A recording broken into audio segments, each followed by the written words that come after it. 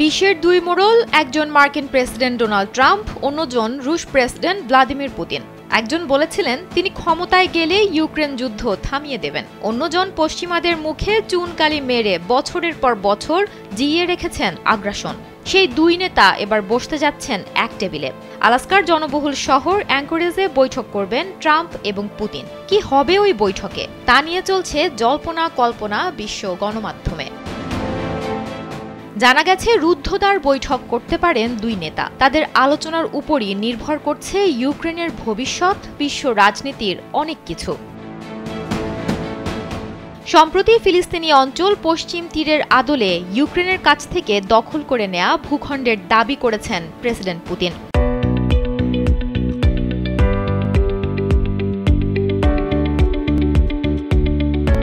তাতে ইতিবাচক সাড়াও দিয়েছেন ট্রাম্প। এরই মধ্যে তিনি বলেছেন ৩.৫ বছর ধরে চলা এ যুদ্ধের সমাপ্তি টানতে হলে দুই পক্ষকেই ছাড় দিতে হবে।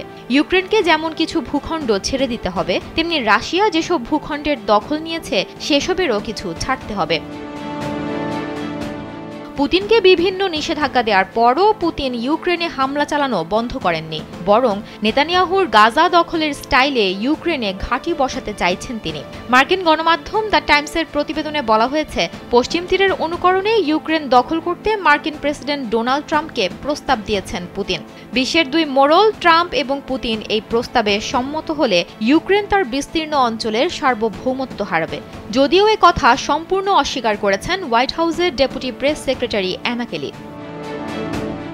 ধারণা করা হচ্ছে এ বৈঠক থেকে পুতিন, জেলেনস্কি ও ট্রাম্পের মধ্যে ত্রিপক্ষীয় বৈঠকের পথও খুলে যেতে পারে। কূটনৈতিক বিশ্লেষকরা বলছেন, এ বৈঠক কেবল দুই দেশের জন্য নয়, বরং গোটা বিশ্বের জন্য বড় বার্তা বহন করবে। কারণ এর পরের ধাপেই হয়তো বদলে যেতে পারে ইউক্রেনের ভাগ্য, আর শান্তিপূর্ণ সমাধান না হলে আরও বড় যুদ্ধের আশঙ্কা তো থেকেই যায়। সুমনা মোস্তফা, কালবেলা।